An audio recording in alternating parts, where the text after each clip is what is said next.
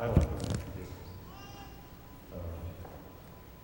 When I coming from meeting with some Chinese scholars, on the door, some people and some group of children. So they give me this for some sign. Yeah, beautiful.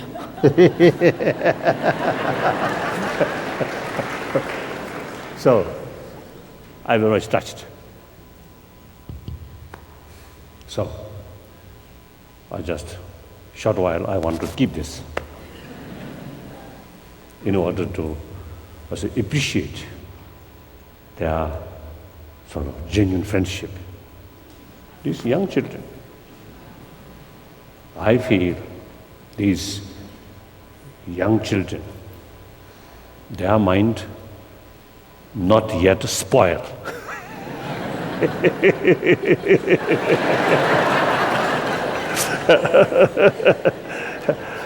I think, including myself, the people usually call more sort of experienced people, wise people or experienced people. I think what we got experience is how to cheat other people, how to sort of pretend these, I think, negative things. So these children, really, I think, very, very open mind.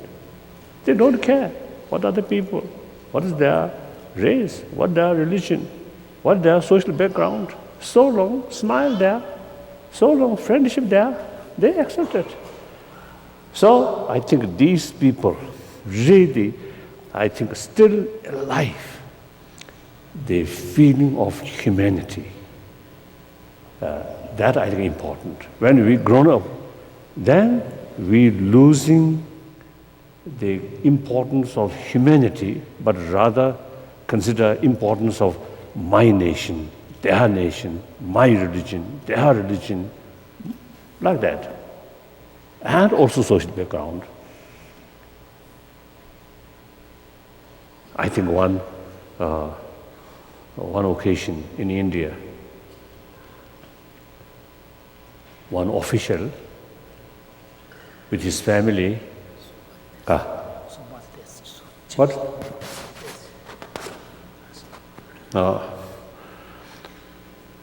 With his family and one young children. The children carry one child. That young child is carried by one meme. One nanny. Nanny. So I shake hand, the officials, his wife. Then also, as my usual, for me, no differences. So I also sit, shaking, my hand used to go like that. But that lady, hesitant to respond. Why? Same human being. Social background, little differences. So these are, I feel,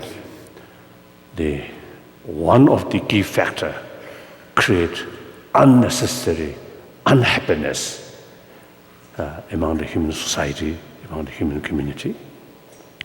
So therefore, I love a scarf with little strange drawing,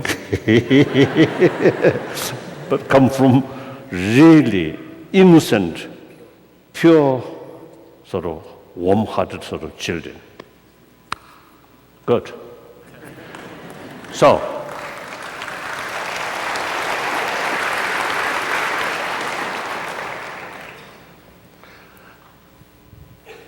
now as usual, let me sit more comfortably.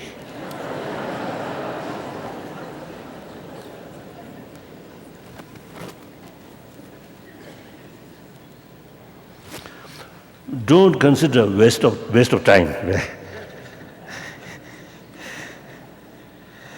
1 minute, okay.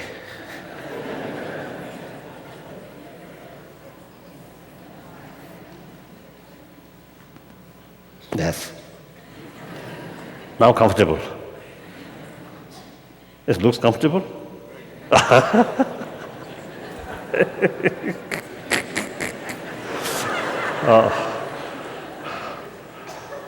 But don't worry, Dalai Lama sit cross-legged and then going to meditate without talk. Don't worry that.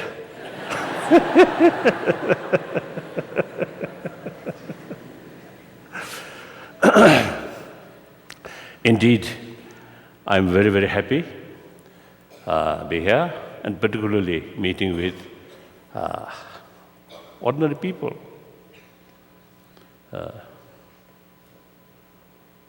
And also including some Chinese professors, whom we already some discussions.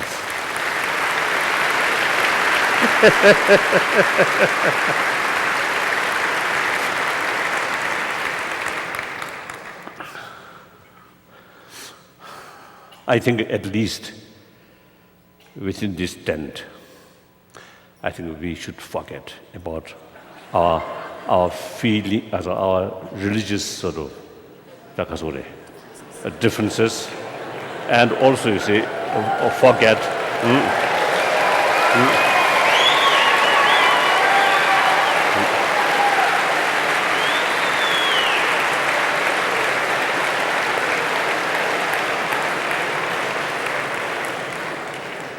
And forget forget, you see, the different races. Yeah,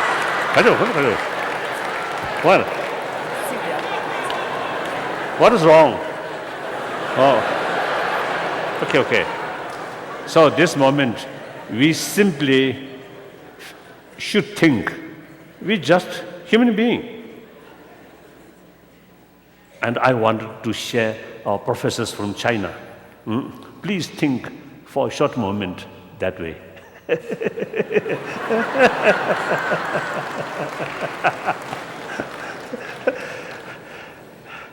Because I simply, you see, sort of emphasize importance of warm-heartedness. That is something universal value, and everybody needs that. No differences on that level.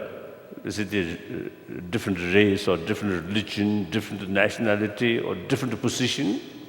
Doesn't matter. Or poor or rich, no differences. So I myself also, you see, talking here as just a human being, nothing special. So the topic is that. The topic is values-based leadership and universal responsibility.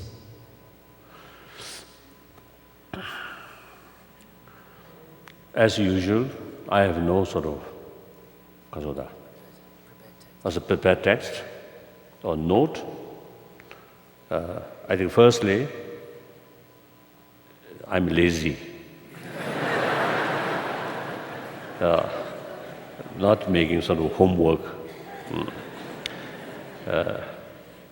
And I think in some extent I also can blame to my 4 or 5 hour meditation, isn't it? So no time.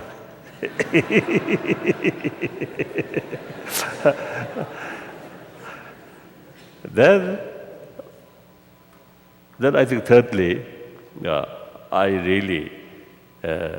I always feel anyone, I do not see any sort of differences. We are same human being. Physically, yes, some are taller, some are much sort of strong body, some are a little bit, you see, smaller, and some cases bigger nose, some cases it's a smaller nose. These are minor differences, but basically we are physically also same. Then, more important, mentally, we are same. I think feeling of I, everybody have the same. And with that feeling, concern about well-being of self. Same. 100% same. And then also emotional level. For benefit to this self, those positive things for that self, we usually have feeling of attachment or closeness feeling. And those things which something uncomfortable towards that self, we usually consider a little bit cautious or a little bit distance. So, same. Everybody, same. Not only we human beings, but also, I think, other sentient beings, animals, obviously animals, like dogs, cats, birds. Physically, big different, but basic feeling of self and desire for happiness, desire to overcome problem or pain, same. So, or I have one serious question that in some cases I ask some professors, some scientists. Recently I was in Oxford, as a talk. So in the front line, some professors, some scientists. So I asked them, we have the ability showing appreciation of others' sort of kindness. So animal like dogs, cats also have the same ability. If we show kindness, they also respond. Appreciation. So now that I ask those scholars, as far as my own experience is concerned, mosquito, no ability to show appreciation.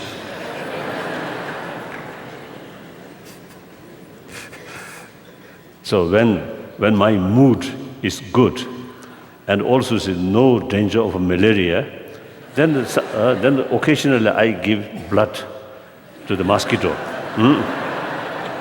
So then they suck my blood, then their body becomes red, and because of thick red.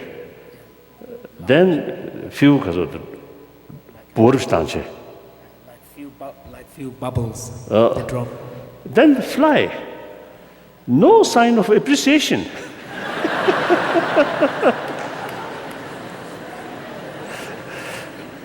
So I really used to wondering among the sort of insects or animal, which level of brain have the ability to show appreciation of others' kindness? So the professor, no answer. I don't think they are very busy, is it, to carry investigation in such a matter? I don't think. So in any way, so we are same human being. Now, most important now, today's reality. Because of the population, and also because of the, I think, living standard, because of the rising. So therefore, not only nation to nation, but also continent to continent, heavily interdependent. That's today's reality. So according to that fact, I think whole 6 billion human beings, just one entity. And the whole world, this blue planet, is just one. If we go in space, look from there,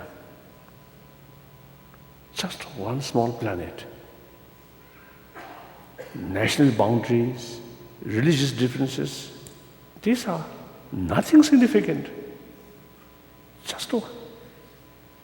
Like that. So, I always believe many problems, man-made problem,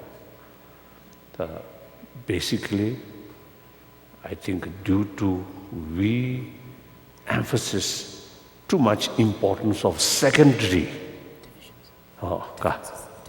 differences or secondary level. There's religious faith, the different races, different nationalities, like that. So we forget the basic humanity.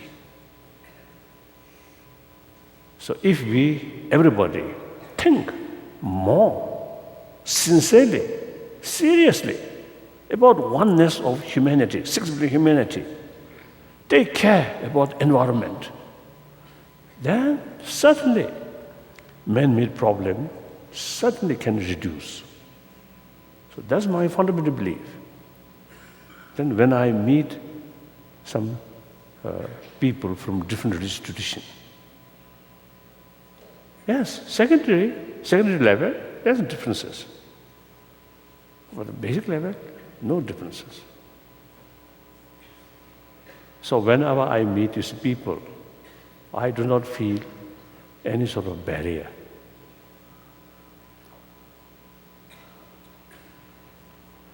And therefore, when I talk to people, I just express what my feeling. And also after talk, usually it's a question and answer. And through that way, I also learn some of your experience and some of your most concerned points. So I also get some education through that way.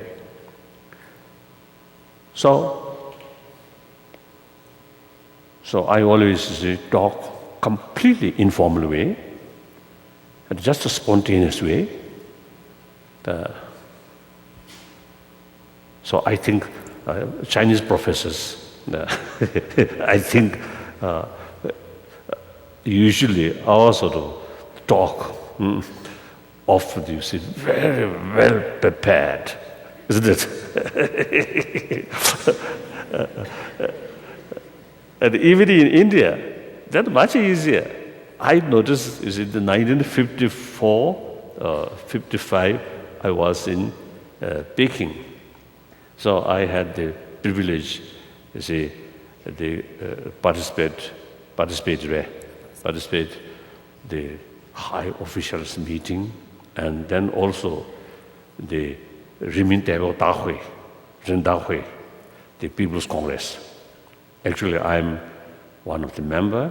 Then later, I become one of vice chairman of the People's Congress.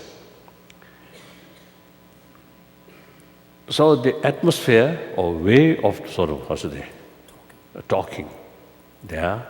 And then 1956 in India, Buddha Jayanti celebration. I invited to Indian Parliament to look the Indian Parliament, or visited. So looks no discipline.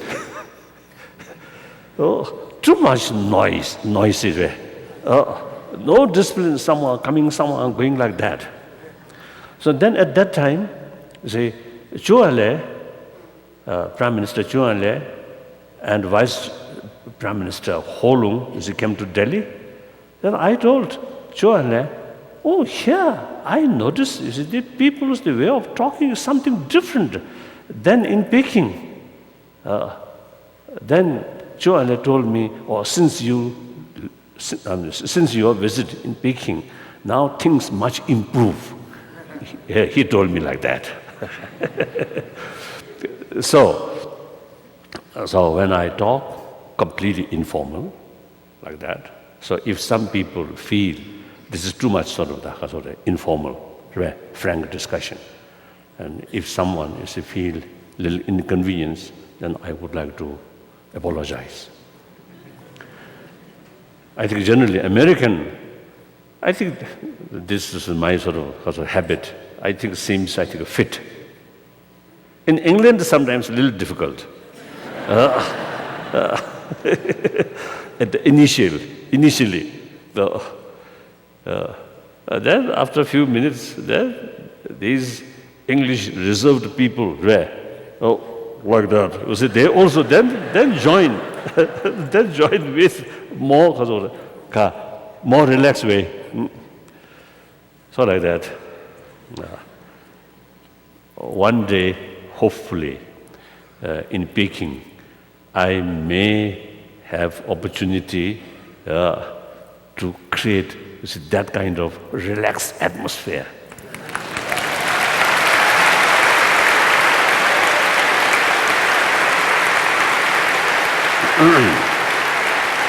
So, thank you.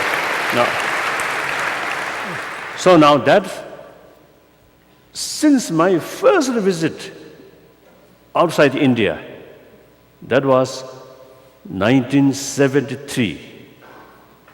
First visit Europe, many countries. First visit to the West. I talk the sense of global responsibility. Because I'm Buddhist, I train. Sort of what's the division within people? It's not important. The important is think, entire sentient being, then human being, naturally. So therefore, the sense of global responsibility, I felt, is something important. And also, actually, I very much attracted the Marxist sort of view or ideology, talking international sort of what's today, working class people, no national boundary. Goji Tui. First, I very much attracted about that. Because while I was in China proper, I got lesson about Marxism, about history of Chinese revolution, like that. So very, very, very useful. So since then, it is not secret, well known. I think many old sort of people, acquainted people, I think already know. I always describe myself as a Marxist, as far as social economy theory is concerned. And meantime, I totally sort of against or disagree the totalitarian, rigid system. That's not good. But Marxism, thinking about the well-being of the working class people, that means needy people, less privileged, and also majority of the people. So who exploited by richer or elite, the community elite were. So it is really, and the view about Marxist economy, there is the moral sort of moral principle. You see, not just thinking about the profit, but rather equal distribution. So these are the moral principle. Whereas capitalism is no such sort of, generally no such a concept. So therefore, I prefer Marxist socialist ideology is good. So I think I can describe more precise, I think, liberal, democratic, socialist, like that. So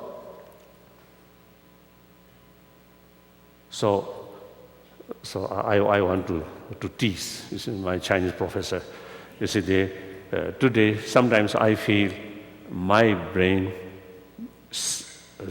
could be more red than Chinese leaders. Chinese leaders is just concerned about money or economy. and don't care about the gap rich and poor and the immense corruption.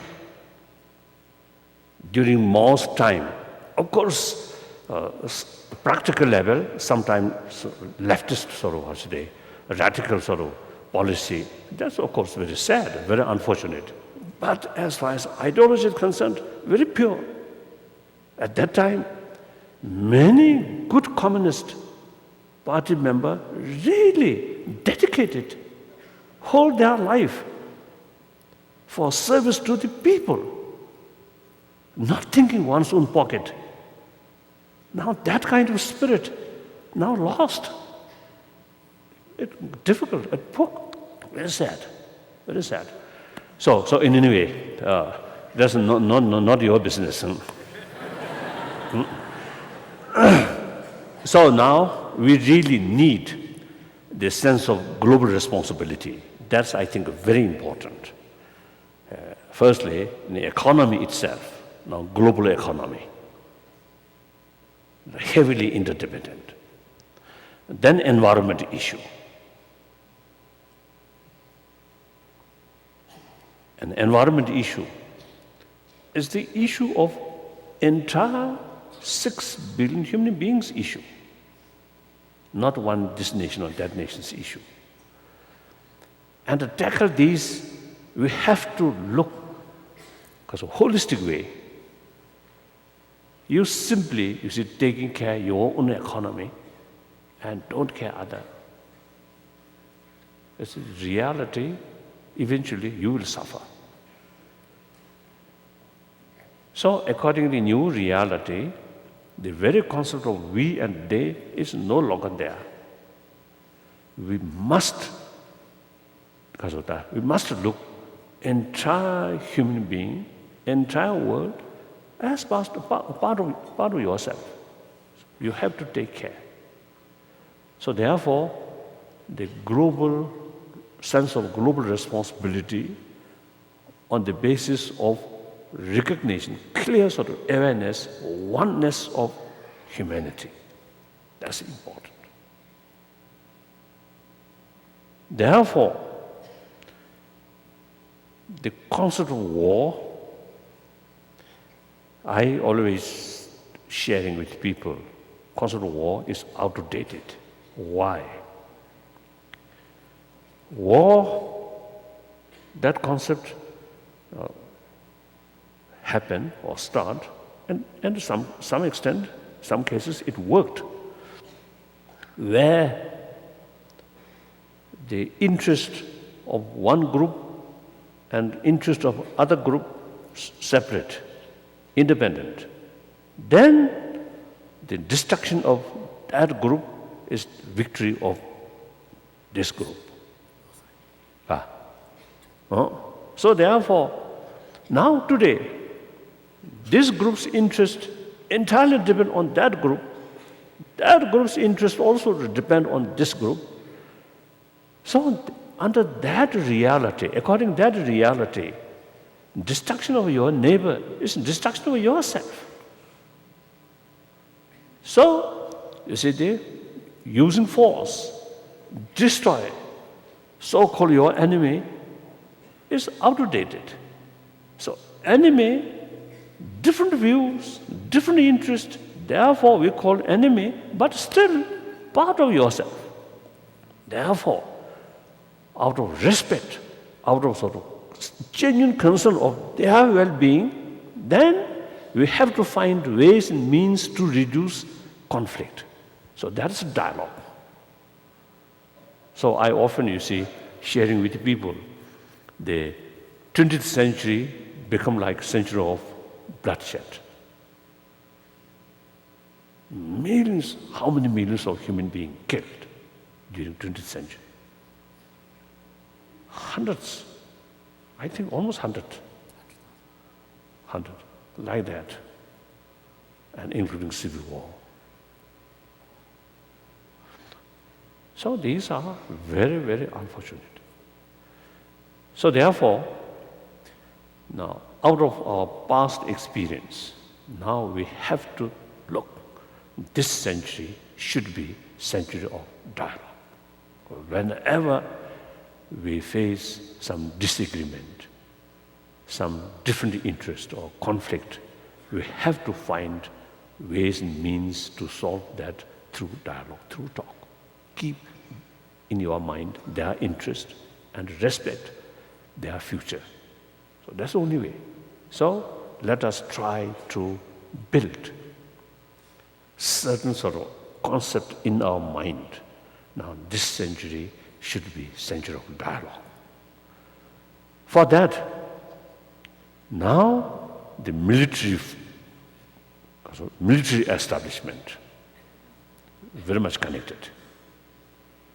Where war concept there, then military preparation, military also establishment is necessary.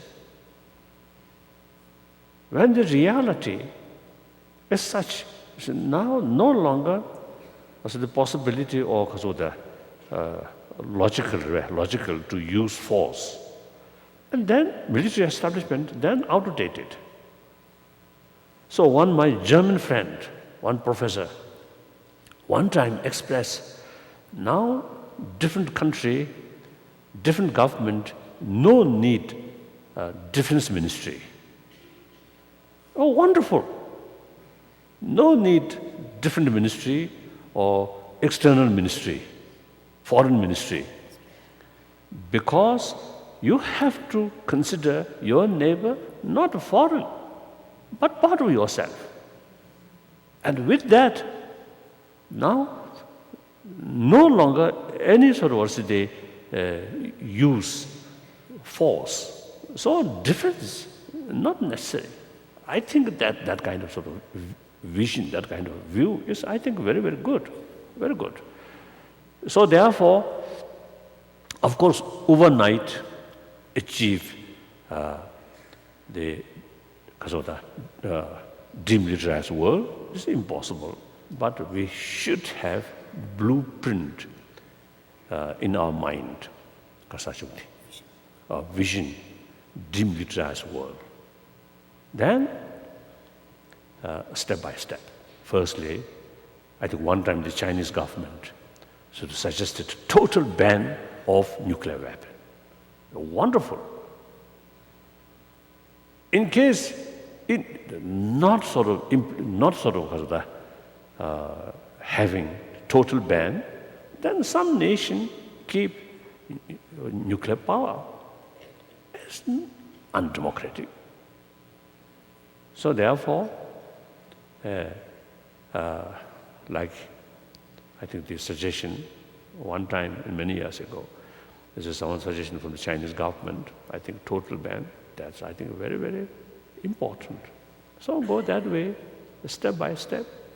And then also, another sort of thing, I often used to mention the Franco-German unified force. That also, I think, very, very good start. So hopefully, in Northern America, including Mexico, and eventually Central America and South America, I think at least this continent, these two continents, eventually create unified force. Then, and meantime, in Europe, all the member states of European Union eventually create unified force. Then no danger. Violence and large scale within the state, member state. So with that, I think I mentioned yesterday as well, NATO headquarters policy. I think yesterday I also mentioned, actually in European Parliament, the Foreign Affairs Committee, one time I talked, so there also I mentioned eventually the NATO headquarters should move to Moscow.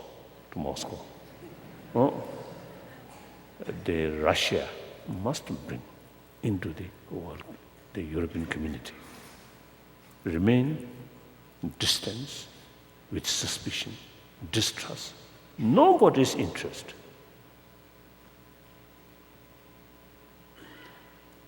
Here, I think West, should make more effort. If you expect some very, very positive sort of attitude from Russia, that's, I think, unrealistic. Because my first visit Soviet Union, 1979, there, so I felt the Russian or people of Soviet Union, some kind of brainwash, the West ready to attack on Soviet Union. So their readiness to response.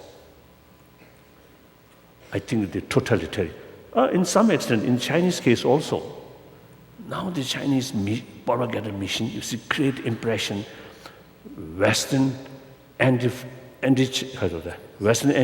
forces. They are very much sort of active. And Tibet refugee community, myself also become instrument of the Western anti-Chinese forces. I don't think that's reality.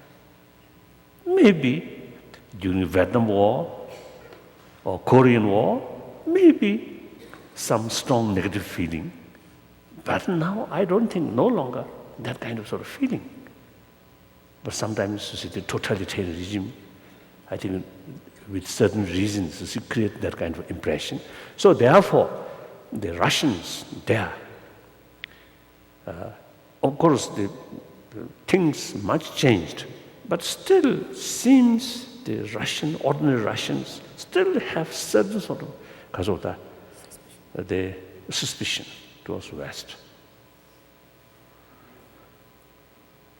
So these are the, I think, in order to develop genuine world peace, genuine harmonious humanity, harmonious world, which President Wu Jintao emphasizes, promotion of harmony, of course, first within the country, then the positive relation in the spirit of harmonious sort of community, extend relation with neighbor countries. It's excellent.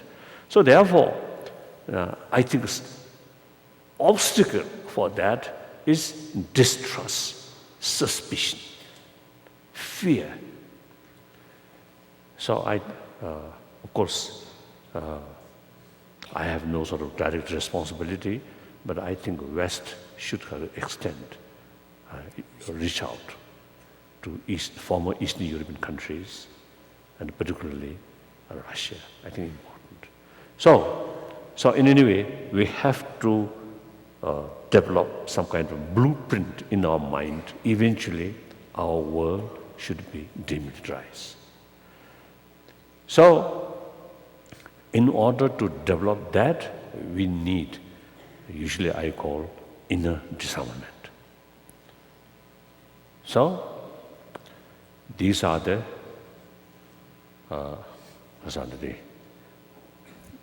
way development of global responsibility. Now leadership. I think real change bring new world, ultimately entirely depend on people like you.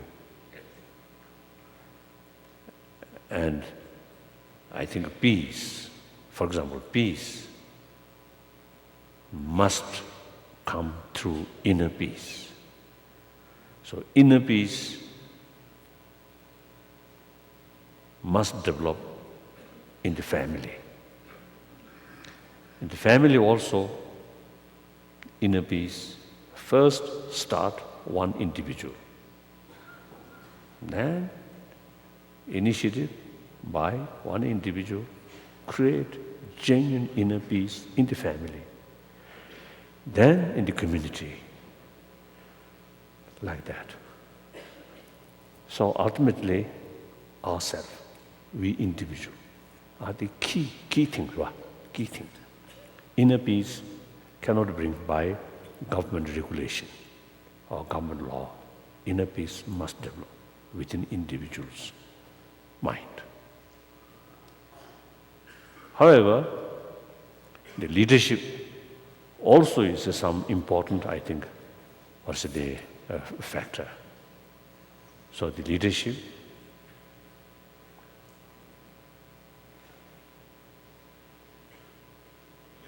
I think most important, as I mentioned earlier, I think the, again, sense of global responsibility.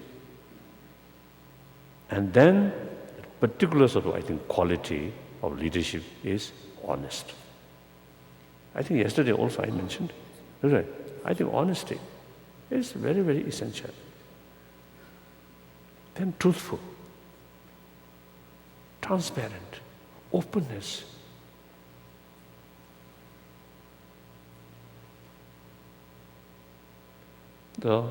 In the democratic country, the open society, now the trust, transparency, these are there. Very good. So I often used to telling, the media people should have long nose, as long as elephant nose. Then,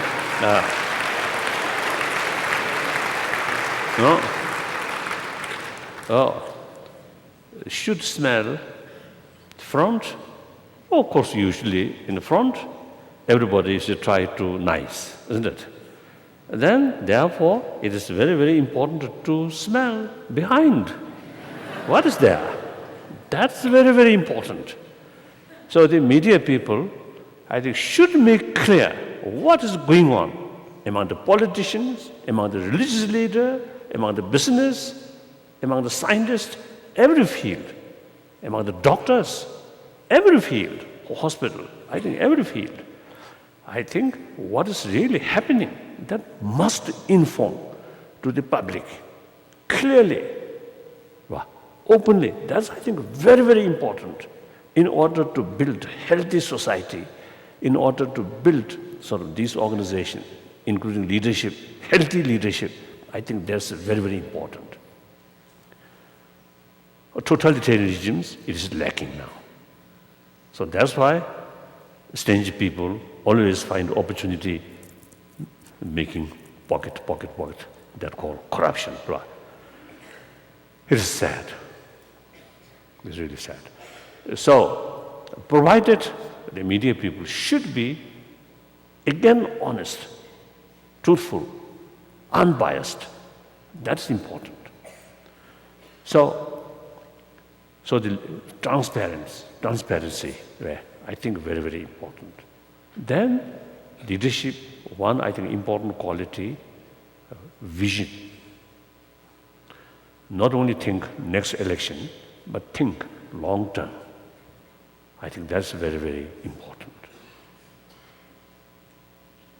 I think a democratic country, I think quite good. And still, I think they're more transparent, more honest, truthful. These are, I think, important. Of course, according to my limited knowledge or limited experience out of observing. So these are, I feel, important. So I think now covered that topic.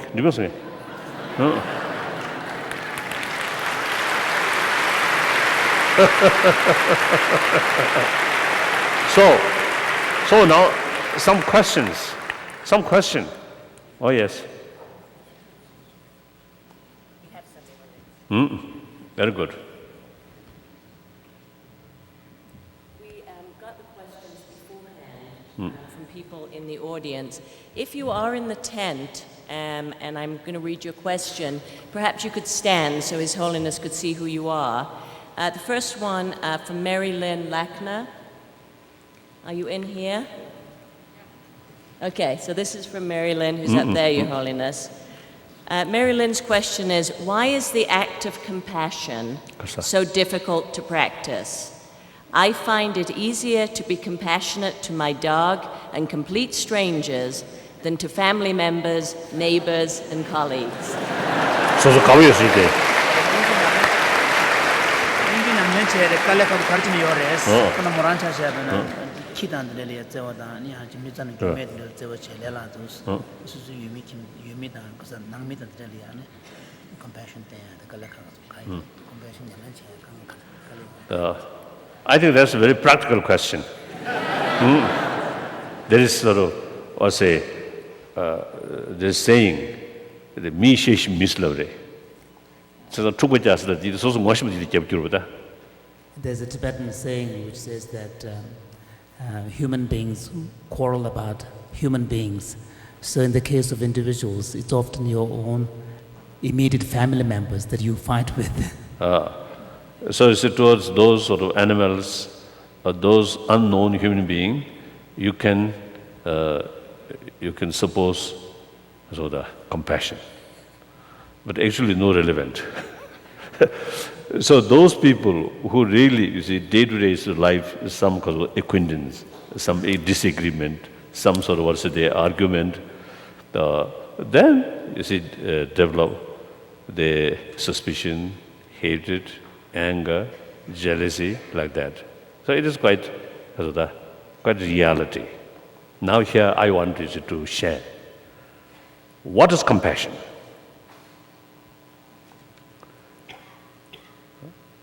Not something feeling of pityness. That is not compassion. Compassion, the one element is respect, others' right. Then compassion, basically there are two levels. One level of compassion is the product of biology, because we need affection for our survival. One example, those mammals, including human beings, their offspring, for survival of these offspring, entirely depend on the care of other, particularly mother. So that's a fact. So every human action motivated by motivation, or move by motivation. So here, affection comes. Affection towards one's child. So the tremendous sort of energy taking care of the child then come. Without that affection, that effort will not come. Without that effort, child will not survive. So that is the biological sort of law. But now that affection, that compassion is limited, biased, much depend on the action or attitude rather than person or the being. So that biased, limited, mainly biological factor. Now take that affection, take that sort of compassion as a seed. Then through training, through reasoning, we can develop that sort of feeling of, say, concern or feeling of sort of closeness towards other. Now, through reason, that can further increase, extend.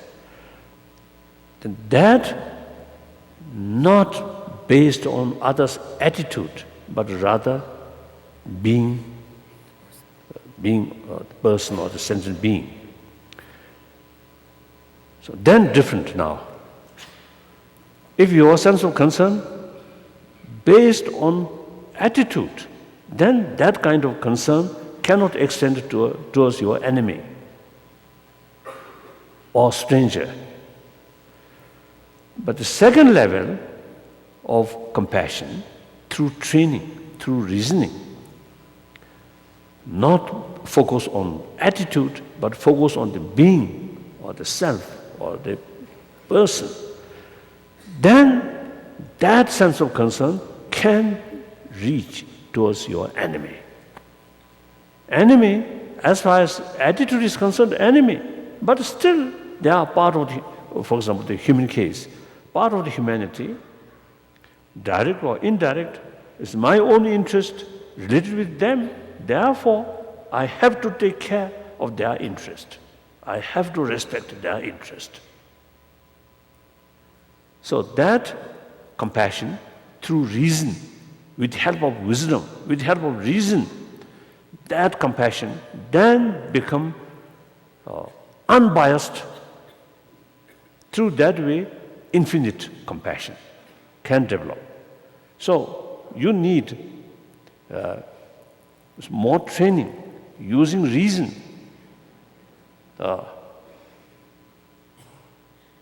And then also, now here another sort of, I think the point is attachment. Of course, the attachment, meaning of attachment, I think there are again broad level and more sort of particular level. So usually our attachment means towards your close friend. That attachment is actually obstacle of that infinite compassion. So first, detach from your close friend, and then develop a sense of concern. First, oneself, then extend your immediate families, then further your neighbor, then including your enemy. That's possible through training. We have this marvelous brain. We have the ability to utilize reasons. And facts there. Those people who are more compassionate, they are much happier.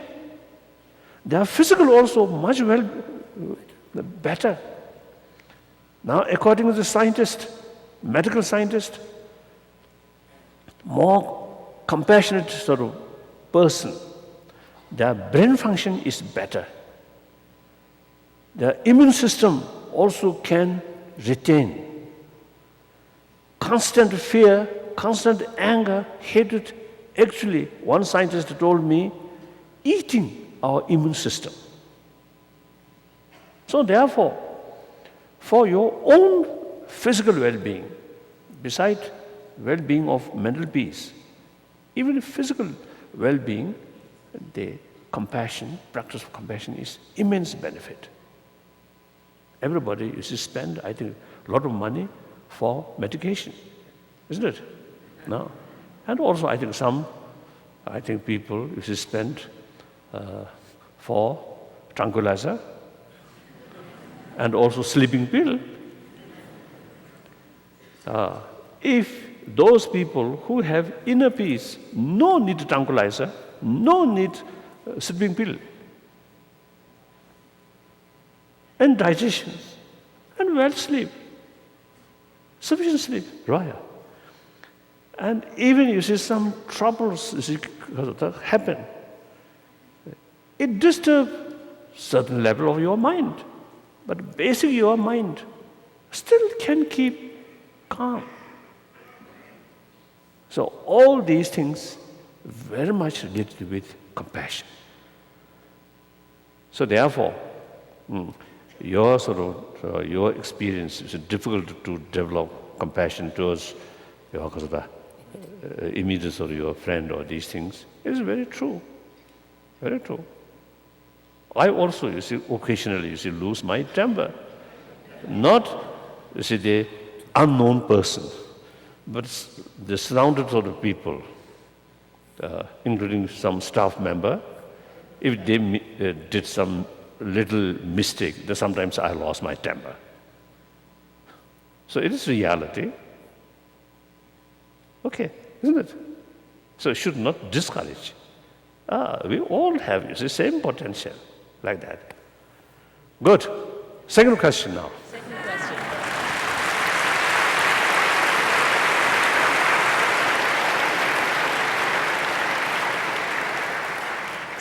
Second question is from Kitty Boone. Kitty, are you here?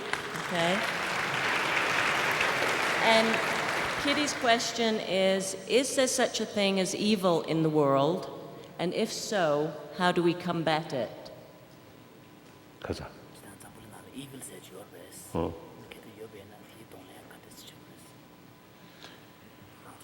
Evil for temporary, yes, someone who really engage a lot of harmful to other. That's what we can call evil person. But evil sort of permanent way. Some kind of absolute? No, from the Buddhist viewpoint, no such things. Because it's a Buddhist concept. Now I think among the different religious traditions, of course, this is one of my lifelong commitment, the promotion of religious harmony. So now, in order to carry effort to promote religious harmony, we should know the differences of these traditions. So sometimes, the interfaith service, exchange nice words and always emphasis on the part of the similarity or sameness, and not talking about differences. I think that's not a healthy way. I always do all the differences make clear. In spite that, all carry same message and all have same potential. A different approach is necessary because of different mental disposition among the human being. Then, the different philosophy, different concept, then cannot be factor to divide. So here, among the tradition, religious tradition, basically theistic religion, non-theistic religion, two categories. So among the non-theistic, Jainism, one ancient Indian tradition, non-Buddhist tradition, and then Buddhism. Mainly, these two traditions are non-theistic. So non-theistic's view is law of causality. Things, due to its own causes and conditions, and also to present the environment or conditions. So therefore, due to certain causes and conditions, very nice person also sometimes can be very wicked, can become wicked. On the other hand, one very wicked person, due to certain factor, can be very nice person. So there is no absolute. Always, possible change. Because its existence entirely depends on other factor, not absolutely. So that's the Buddhist way of thinking. So therefore, evil, something permanent, something never changing, Buddhists do not accept. Clear?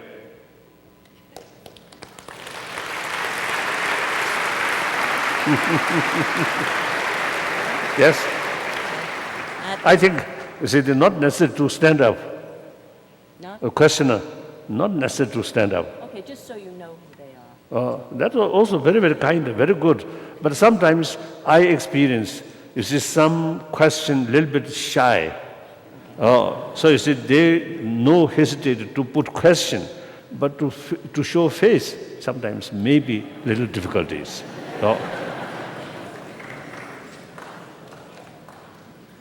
The next question I have is from Susan O'Neill. Don't stand, Susan.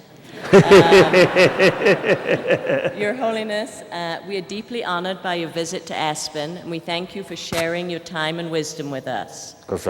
Although Aspen is a magnificent place with tremendous natural beauty, the tendency of the local population is to be cantankerous and argumentative. How is it possible to change the temperament and behavior of an entire town using your wisdom regarding harmony and peacefulness?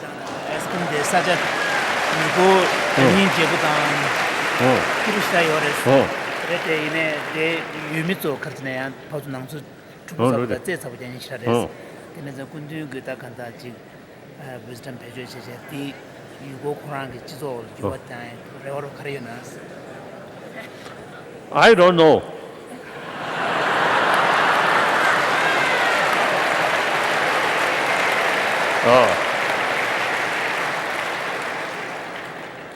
Some point, you see, which I believe, that I already share, some of them I already share with you. Then I'm leaving tonight.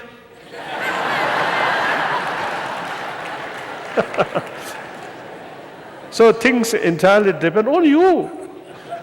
You have to manage, you see, to create more harmonious society, more happier society, and a little sort of conflict should solve through friendly way.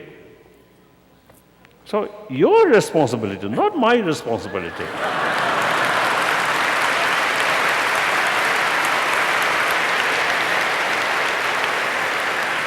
Yes. Yes? All right, the next question is from Tom Pritzker. On your comment before about socialism, the strength of Marxism is even distribution. The strength of capitalism is more production of important goods. How do you choose between these?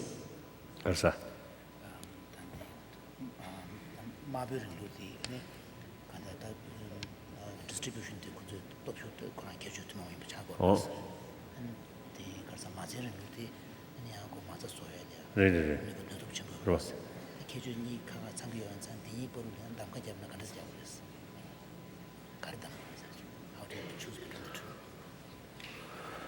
I think a capitalist country, I think unlike 18th century, 19th century, early part of 20th century, regulation, and also I think rule of law, I think much improved. When Karl Marx invented their theory, a condition of the worker at that time in Europe, I think now much different. I think much changed. So therefore, the same word, capitalism, I think the reality, I think much changed. So meantime, I think one important thing I want to share, that is gap rich and poor.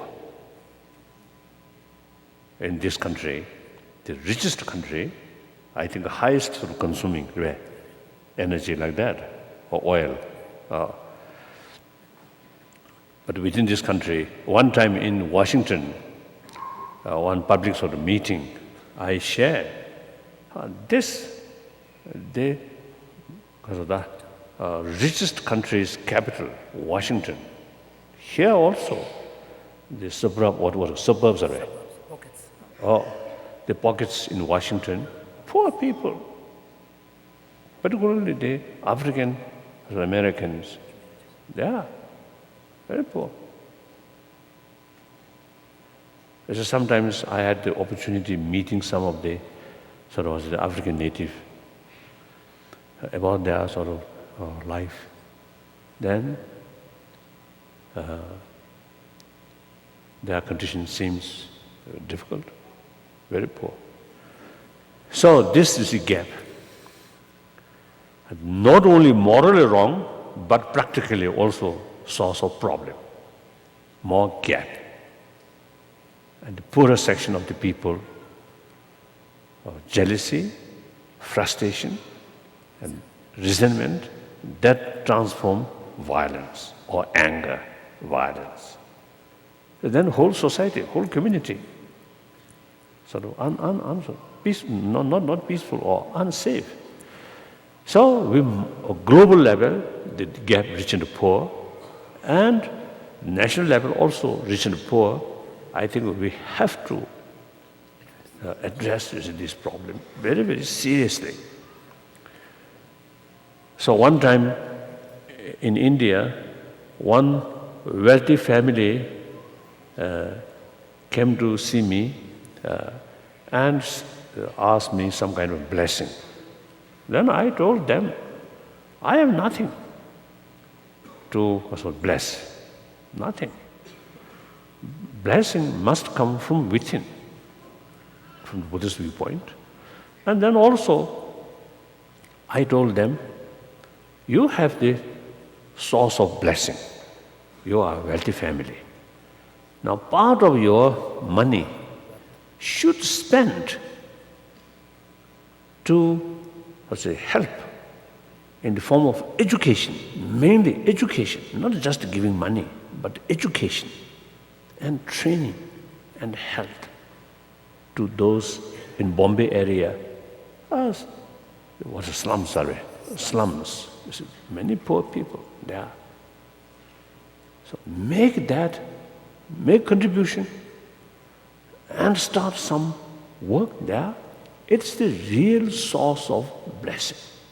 Then you get real blessing. I told them. I told that family. So many occasions, whenever this subject used to come, I always see sharing. Now the poorer section, people, instead of frustration, work hard. Put the effort for education, training, and with self-confidence.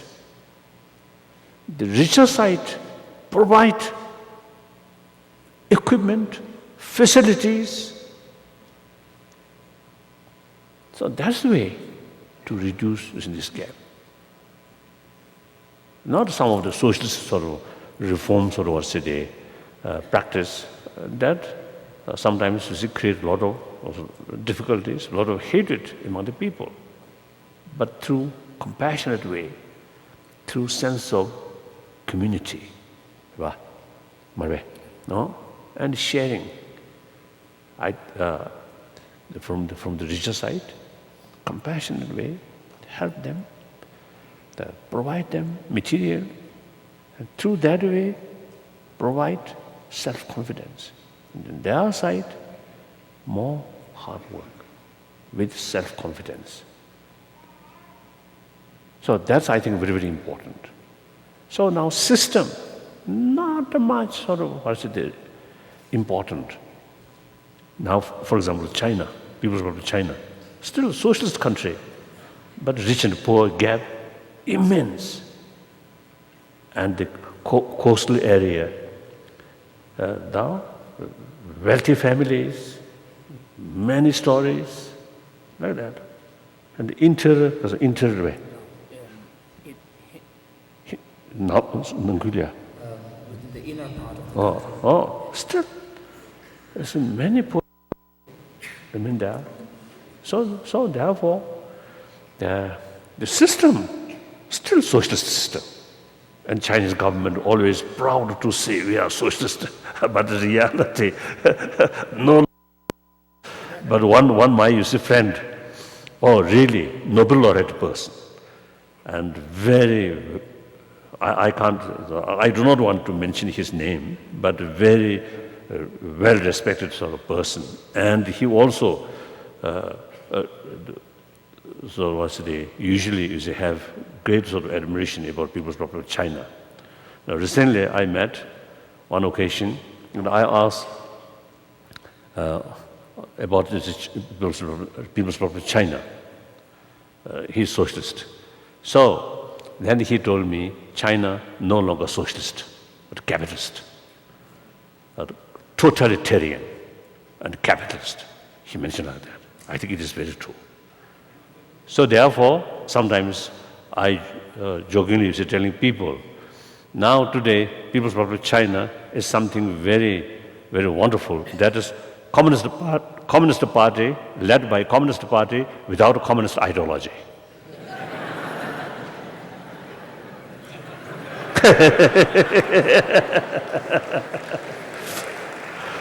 So like that. So the system on paper, not much important.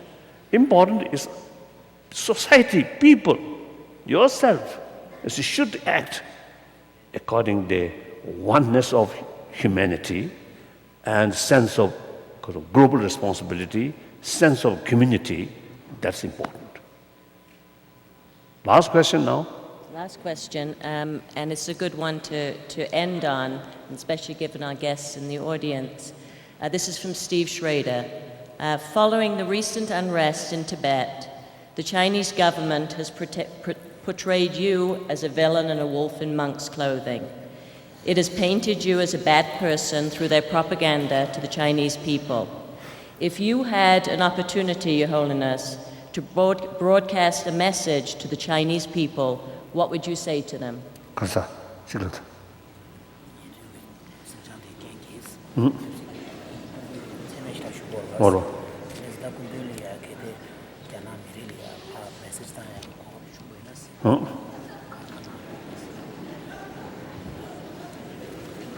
Now,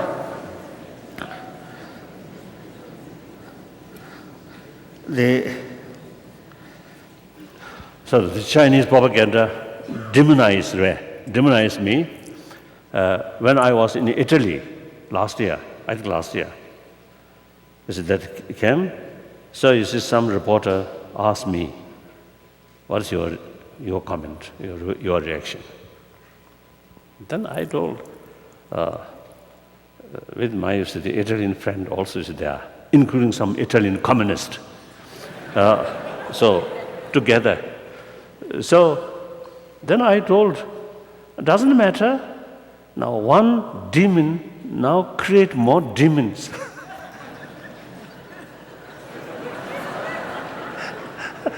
Then some of the Italian communists, even as a communist, they mentioned, we are happy become demon with you.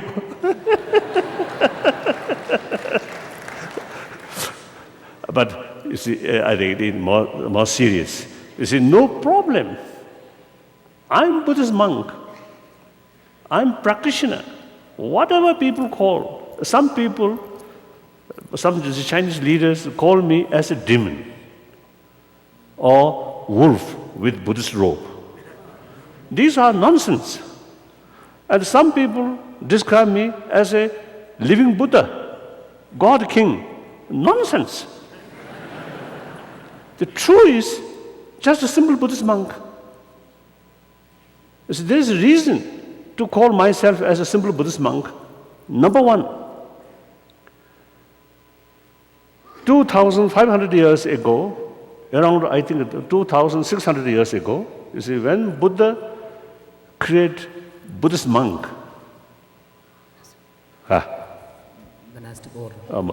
monastic order, there are no exception, Dalai Lama or High Lama. All monks should carry 253 precepts. No exception for Dalai Lama, isn't it? So I'm just another sort of monk. So simple Buddhist monk. Our possession limited. Buddha make very clear, this amount, this amount you can keep with the feeling, mind. The rest, now for example, extra sort of lower garment have to keep with the feeling, this belongs to other. 학배겠죠, 코야겠죠. 심도 퇴봐. 심도 퇴봐 좀. You have a spare set of robes. The monk is supposed to own it provisionally with the understanding that if someone else needs it, I have to part from it. So at that time, no watch. So I think perhaps I can keep this watch as a mine. There is sort of 13 articles. Three articles. 13. 13 articles. 소야지 주숨. So these 13 articles are listed as articles that are necessary for the day-to-day survival of a monk. So therefore, theoretically and practically also, the monk, Buddhist monk, something like bear, kaza, pangu, beka. Just to ask with the ball, maybe sometimes quite a big ball, ask food, no kitchen. So it is really simple life. So because of these background, I describe myself as a simple Buddhist monk. And secondly, I always mention monk, simple Buddhist monk, no less, no more. Why? Nobody can take my Buddhist monkhood. Till I keep my precept. Nobody can change that. Even the Chinese describe as a demon. Still I am Buddhist monk. Some other people call me living Buddha. Still I am a simple Buddhist monk. Isn't it? Like that. So therefore, and also in my dream, quite often in my dream, I remember I'm Buddhist monk. Never dreamed I'm Dalai Lama in my dream. So, monkhood, more closer. Closer to my identity. Like that. And then also, consider myself as a simple Buddhist monk. Then no need pretension there. Oh, formality. If too much formality, too much pretension, extra burden. No use. Isn't it? Like that. Because I think so therefore, if there is sort of, the way or opportunity to send a message to the Chinese, firstly, actually, since 10th March, several sort of appealed to Chinese public, inside as well as outside. Then also they appeal to Tibetan people, inside as well as outside. And also the Chinese Buddhist. 3 appeals I made, but cannot reach to the concerned people because of censorship.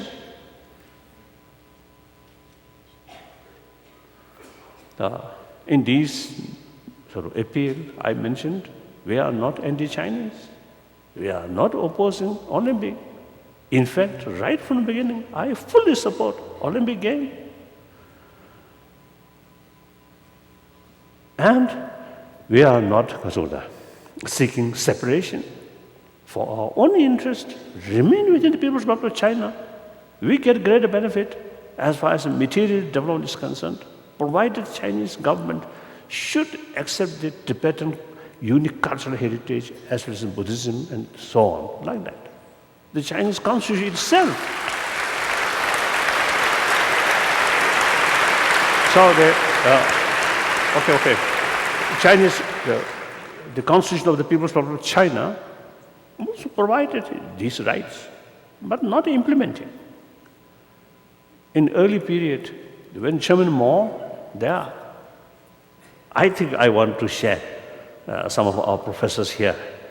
The one occasion, one meeting, Chairman Mao just my next. He always keep me just behind, next to him. So, one important meeting. the Chairman Mao asked the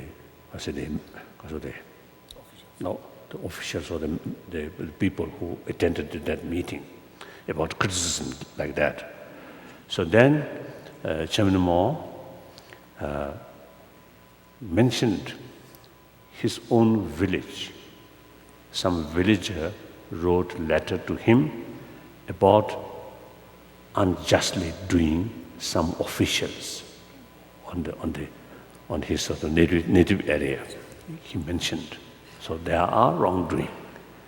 We must inform all these things, he mentioned. Then he turned to me, you Tibetan, at the moment, in the past, you very powerful sort of community. Now you become weak. So we Han people came to help you. After 20 years, when you develop, we will withdraw. Chairman Mao himself told me. Then one occasion, one long table, Chairman Mao there, I here, and two generals, Fan Ming and Tang Hua, there. I think Tang Hua. Oh, not Tang Hua. Maybe Tang Jingwu. So then Chairman Mao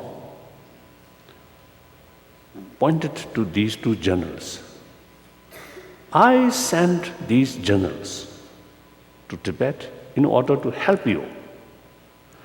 If these generals behave not well, not go along with your desire, then let me know, I will withdraw.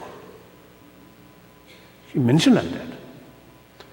Then also one time, Chairman Mao asked me, inquiring about a Tibetan flag. Then I answer, with little hesitation, I answer, yes, we have flag. Then Chairman Mao, it is very important to keep your flag beside national flag. So sometimes I often you see telling those who see friends who keep Tibetan flag, then the Chinese missions always consider this is Kasoda, spiritist sort of movement. But a few occasions I mentioned, I already got a permission keep this flag from Chairman Mao himself.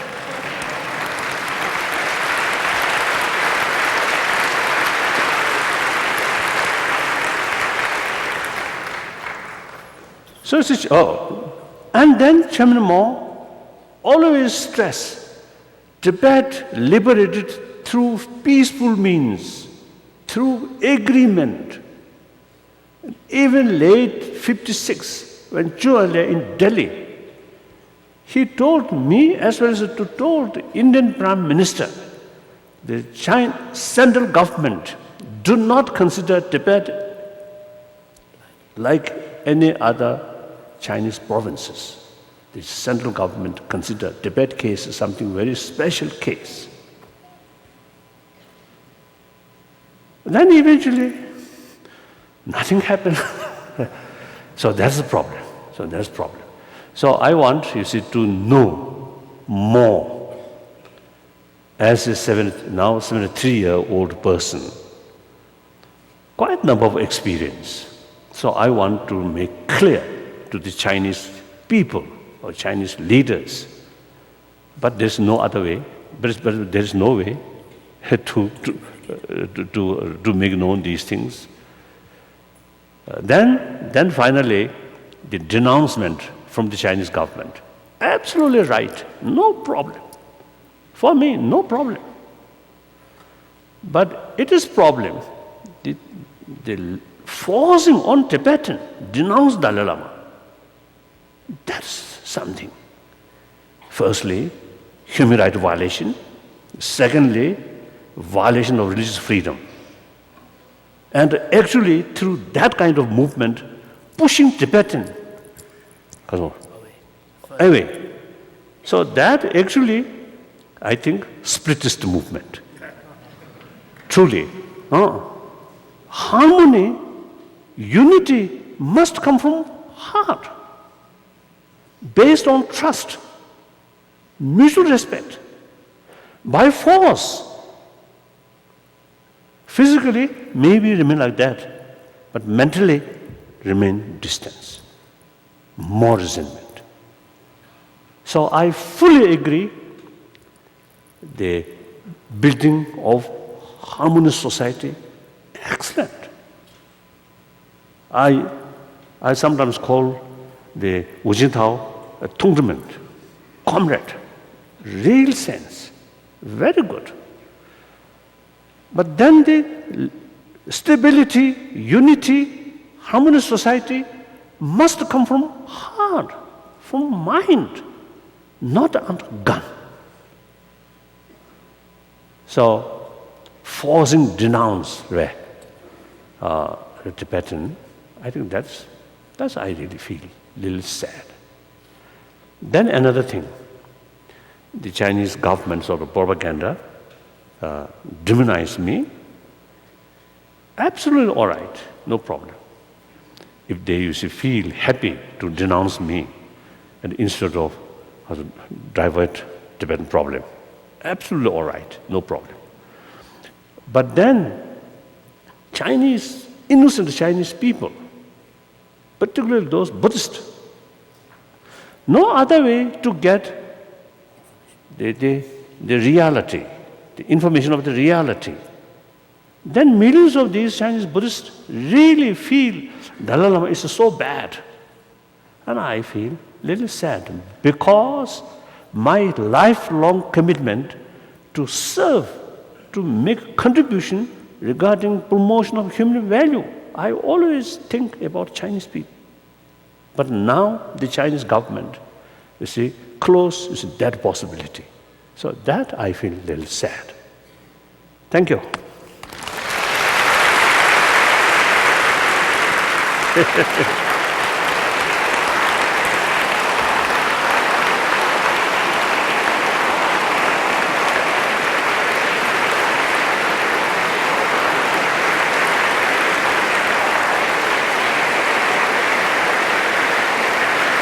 Thank you, thank you.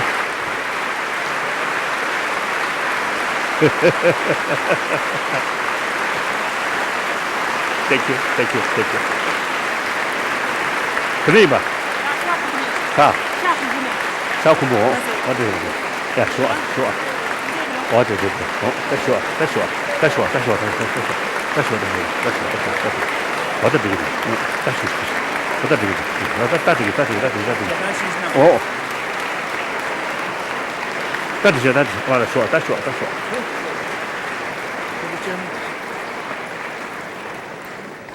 Thank you.